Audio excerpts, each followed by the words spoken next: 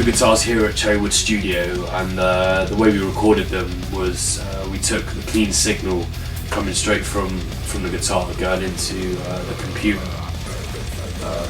We did this because we were under some time constraints for the recording process. We were off on the Cryptopsy tour last December, so we had to get it done before then. And rather than worrying about getting the right tone and rushing it before going on the tour, we thought that we could take the clean tone, and then once we finished the tour, come back when we got the time to sit down and really think about what tones we want for the album, and reamp it with various different combinations of mics, cabs and amps, and find the killer tone for the album. And it works really well for us because we have a tone which really cuts through and really sounds powerful in the Great Depression.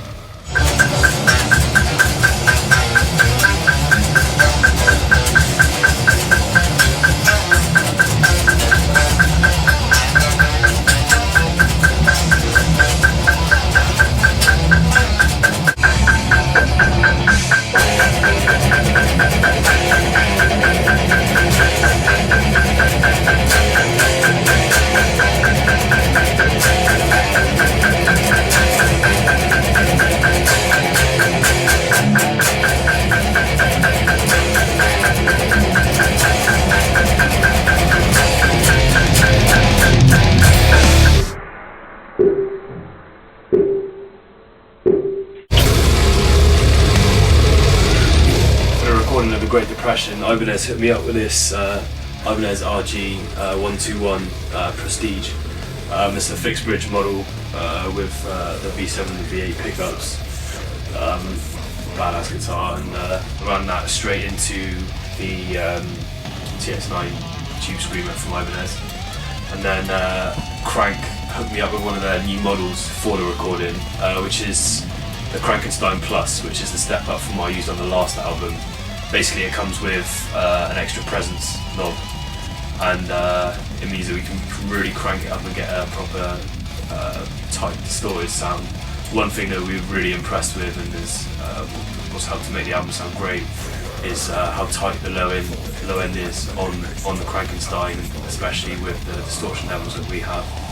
So when you check out the album, you'll be able to see just how killer the tone is. And we ended up running the guitars from the Crankenstein Plus into an angle cab, and that was mic'd up with Sennheiser E906.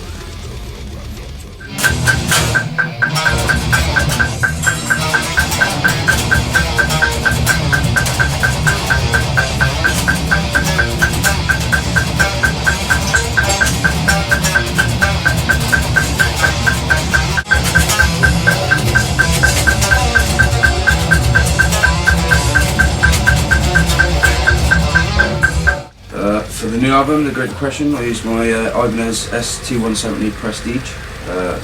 It's got a Babinga top with a maple body. It's a pretty deep tone. It's got an EMG81 and an EMG85. The single coils are dummy, so we don't use it. And shred.